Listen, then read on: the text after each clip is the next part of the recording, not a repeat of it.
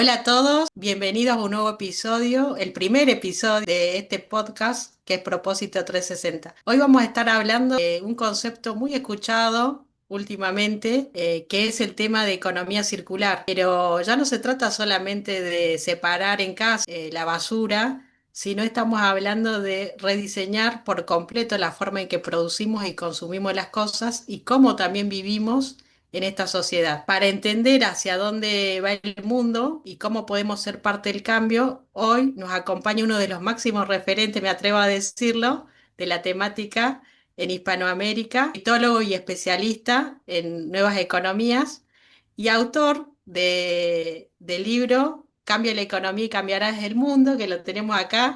También les recomiendo que hoy va a estar disponible también en biblioteca del Consejo Profesional de Ciencias Económicas y además también es embajador del Pacto Climático Europeo. Estamos hablando de Luis Lehmann. Es un placer tenerte acá, Luis, y un gusto que hayas aceptado esta invitación. Bueno, un gusto para mí también. La verdad que muy contento de poder abordar estas cuestiones y más en un ámbito como es el ámbito de las ciencias económicas, ¿no? Que en el fondo es a lo que termina apuntando la economía circular, ¿no? Que bueno, tal vez creció mucho y se desarrolló en el ámbito de lo ambiental, pero que antes que nada es economía, porque lo que no puede ser sostenible económicamente a lo largo del tiempo es muy difícil que logre poder seguir adelante. Así que bueno, un gusto estar con ustedes. Muchas gracias, Luis. Sé que en tu libro, toda tu experiencia, has venido trabajando en el tema de gestión de residuos y también has visto en primera mano el tema de la importancia del cambio cultural, pero a las personas que recién inician con este concepto, ¿cómo podrías explicar a alguien que recién inicia con esto en relación al tema de la economía lineal, el modelo tradicional de extraer, producir, usar y tirar, que ya está como en obsolescencia? ¿Y qué significa? También explicabas un poco en el libro, poner al centro al ser humano en esta nueva economía circular. Muy sintéticamente, esta idea de economía circular es superar ese modelo que vos describías de economía lineal y en este caso queda claro cómo hay prácticamente una línea desde la extracción de la materia prima hasta que eso pasa por el sistema de consumo y termina en el derroche. Lo que propone la economía circular es seguir haciendo más con los mismos recursos, es decir, evitar las pérdidas de materiales al mismo tiempo que se evita la contaminación, ¿no? Y obviamente la pérdida del valor, ¿no? Esto que es lo que también nos importa mucho a los que estamos vinculados al ámbito de la economía. Es cierto lo que tú dices de que, bueno, tal vez la economía circular nació o encontró en la gestión de la basura, como le decimos habitualmente, el lugar donde se veía más claramente y donde también nos era más cotidiano a todos, ¿no? El tema de, bueno, empezamos por las tres R's, reducir, reciclar, reutilizar, a medida que fue avanzando el conocimiento, obviamente gracias a que se veía que en cada etapa, a medida que se iba avanzando, esto iba mejorando, esto iba generando mejores resultados. Es lo que hoy hace que, bueno, hay modelos habituales de 10 Rs, pero bueno, qué sé yo, tengo un amigo que ha hecho un libro con 250 Rs, así que digamos hay un camino muy, muy importante. Pero lo que me gustaría destacar es que más allá de haber encontrado en la gestión de residuos un punto donde producir una muestra muy clara de su potencial, esta evolución del concepto sumado a el rol indispensable de la tecnología que permitió aumentar la escala, ha hecho que hoy la economía circular sea solamente visto como un proceso medioambiental, sino también como un modelo completo de economía, y por eso se habla de un modelo que puede extrapolarse al conjunto de los sectores económicos, y a cada uno de ellos y tener un impacto general en el conjunto.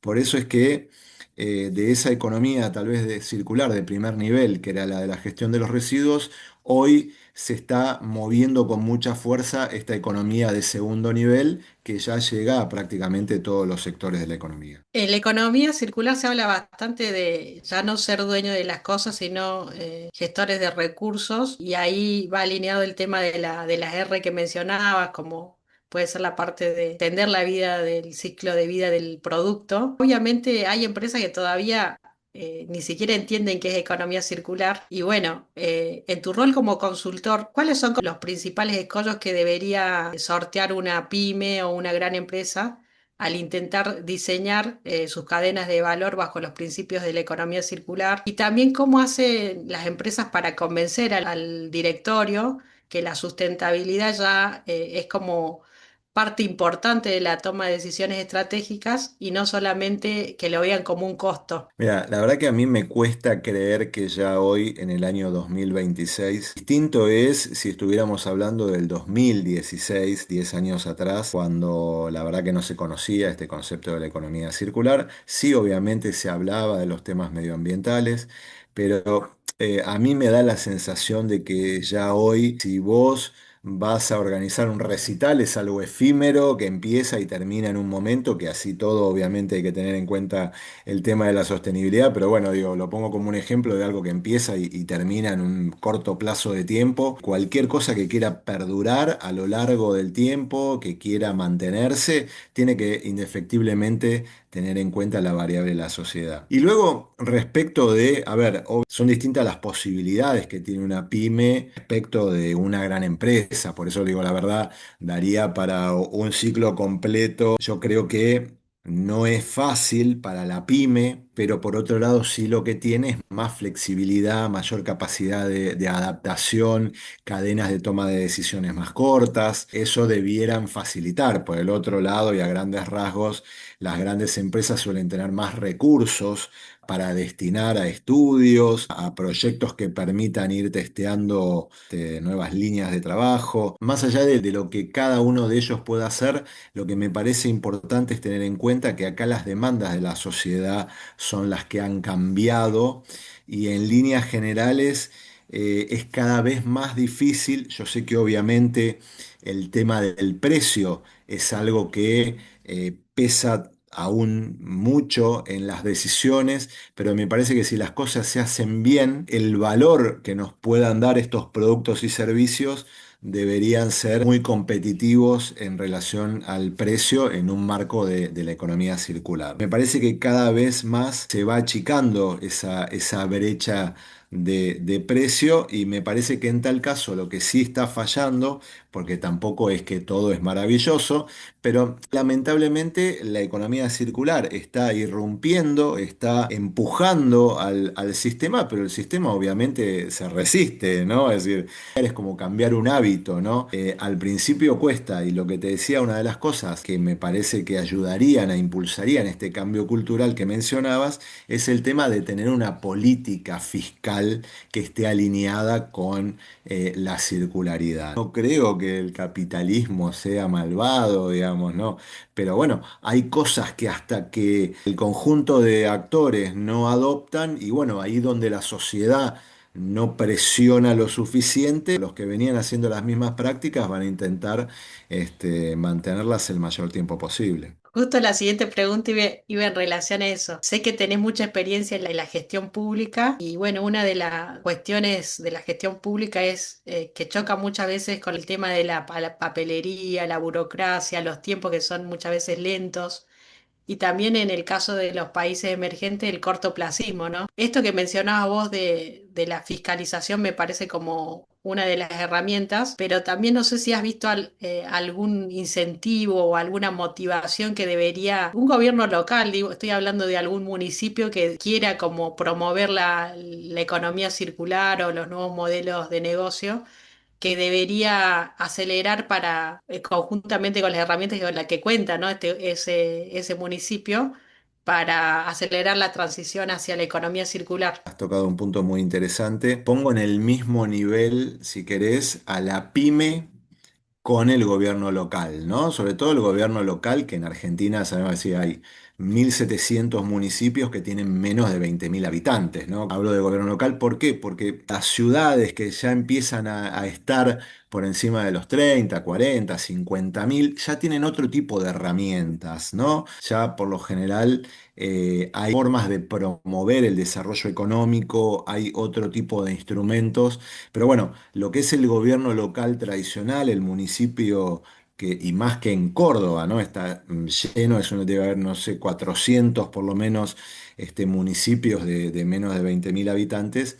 La verdad que las herramientas que tiene son limitadas, ¿no? Obviamente tratar de, me parece, involucrar lo máximo posible al ciudadano, hacerlo ver que esto no es una pérdida de tiempo, que es una forma de alivianar los presupuestos municipales. La gestión de los residuos en la inmensa mayoría de los municipios se lleva, el 50% es el principal servicio público que brindan, porque es competencia exclusiva además. Entonces diría, por un lado, promover una cosa que a mí me parece que hay que mostrarle al ciudadano de que además de favorecer medioambientalmente, también puede haber un componente social, ¿no? Es decir, y un componente económico. Si mejora la gestión de los flujos de residuos, se puede disminuir el coste del servicio, lo que eso puede derivarse a otras áreas de gobierno, ¿no?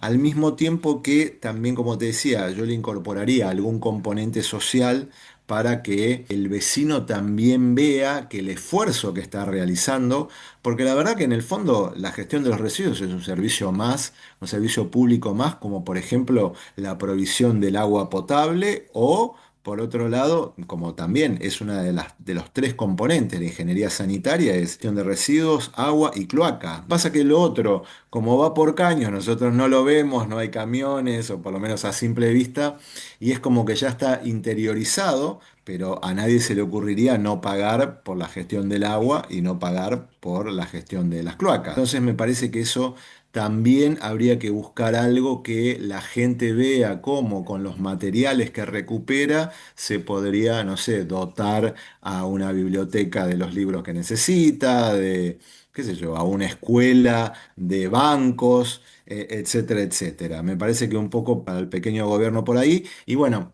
ya para las ciudades más grandes hay cosas que creo que se pueden hacer más, sí tomarlo como una fuente de desarrollo económico. Obviamente, cuando uno empieza a separar materiales y en mayor cantidad y en mejor calidad, obviamente eso empieza a generar valor, lo cual se puede hacer pequeña industria vinculada a eso, al mismo tiempo de que, bueno, siempre algún plan para grandes generadores, algún plan para comercios, hay más cosas para hacer. Hoy hay bastantes tecnologías que se están difundiendo como la parte de bioeconomía, ¿viste? La tecnología está bien, pero obviamente hay que poder pagarla, ¿no? Yo hablo en el nivel más cercano al ciudadano. Claro.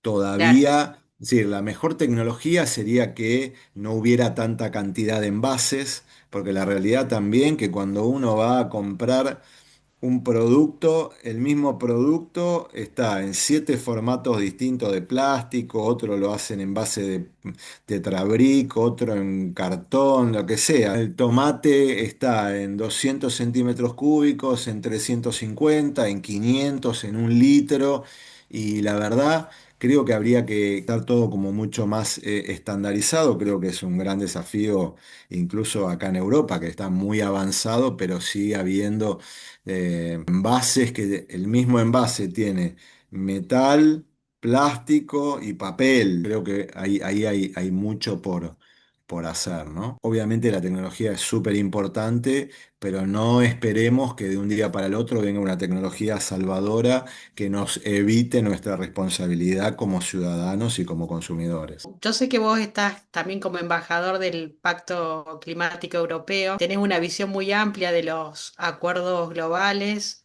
las exigencias también internacionales que está teniendo el tema de la descarbonización y la promoción de estos nuevos modelos económicos. Y muchas veces pasa esto, ¿no? Que los ciudadanos se sienten como frustrados porque por ahí con tantas decisiones como globales y grandes, ¿Qué peso tiene la responsabilidad individual, ¿no? sobre estos marcos globales? Yo creo que en el fondo las decisiones individuales de consumo que nosotros tomamos, fíjense que nosotros votamos, tenemos elecciones por lo general cada 2 años, en Europa es cada 4, y en cambio como consumidores tomamos decisiones todos los días y a veces 20, 30, 40, 50 veces. Por lo cual, fíjense, digamos, si votar y tener un representante es una decisión importante, lo que consumimos todos los días, de a poquito va sumando. Y yo en el libro pongo varios ejemplos.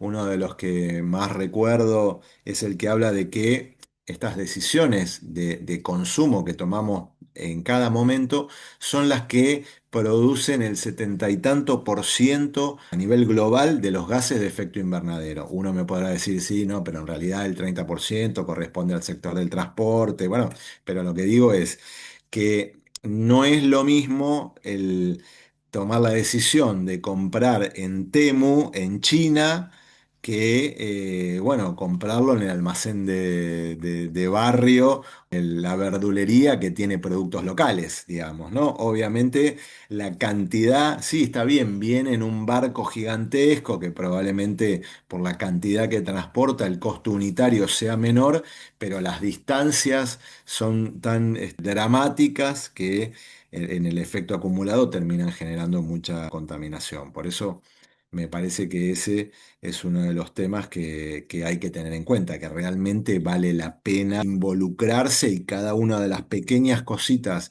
que nosotros que podamos evitar de derrochar agua, de gestionar de mala manera los residuos sólidos, de mantener prendidas las luces innecesariamente, de no reemplazar las lámparas tradicionales por artefactos LED.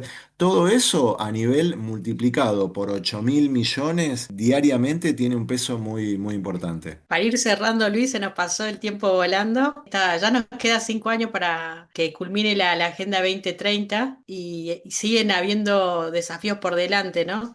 Quería que dejes algún mensaje a los profesionales de ciencias económicas. ¿Qué deberían ellos empezar a hacer mañana mismo ya para mejorar los nuevos modelos de negocio, los metros cuadrados que tienen que gestionar? A ver, yo voy a proponer, si querés, así como pensándolo en voz alta, una revolución en paz. Yo siempre digo que para mí la economía circular, estos últimos 10 años, se ha ido adaptando, ha ido evolucionando, donde encontró resistencia, buscó otro camino. La veo muy similar al agua, ¿no? Digamos, donde la gotita termina horadando la piedra.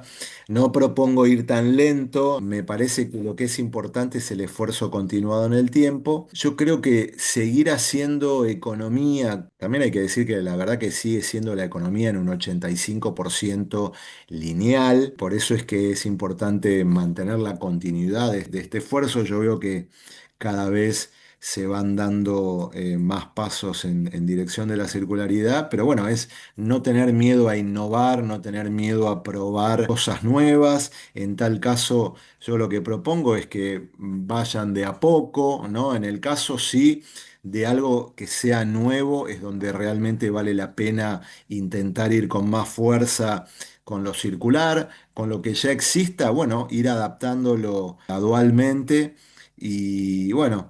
Esa en tal caso sería la recomendación, ¿no? Y que en cierta manera lo veo yo como volver a las bases de lo que es la economía tradicional, ¿no? La definición clásica de economía, ¿no? Que es la administración eficiente de recursos escasos. Porque en cierta manera, cuando hablamos de economía circular, estamos hablando de eso. No estamos hablando de la salud de los mercados financieros. Yo sé que obviamente todos estamos muy pendientes de la cotización del dólar, pero bueno, eso en el fondo no debiera ser la economía, ¿no? Sino que una economía más cercana a lo productivo. Y te cierro con lo que me mencionaste al principio, en que en cierta manera me quedó abierto, ¿no? Eso de decir volver a una economía centrada en el ser humano, una economía que le permita brindar los bienes necesarios para poder subsistir de forma adecuada, y no hacer economía para mantener a los bancos, para sostener el sistema financiero. Y no digo que esté mal eso, digo, es parte de la realidad que tenemos, pero en cierta manera ha dado pie a un modelo muy especulativo y que deja cada día más la economía real de lado. Por lo cual, en tal caso, sería un llamado a volver a una economía más cercana a la economía clásica y centrado en las necesidades del ser humano. Muchas gracias, Luis, por tanta claridad, por tu tiempo y por impulsar este cambio de sistema y que tanto lo necesitamos hoy, porque tenemos un montón de desafíos por delante como humanidad, me refiero. Y bueno, ustedes que están del otro lado, muchas gracias por escucharnos. Recuerden que es importante trabajar en estos conceptos, ponerlos en práctica, empezar de a poco a entenderlos, los que recién se están iniciando, y fundamentalmente capacitarse y volcar estas herramientas en los entornos donde nos encontramos, sea en una empresa, en un gobierno, en una universidad. Y como mensaje final, comentar que pueden compartir este podcast, también pueden suscribirse, pueden activar la campanita para que les llegue también novedades del próximo episodio. Y bueno, nos reencontramos en el próximo capítulo. Nos vemos.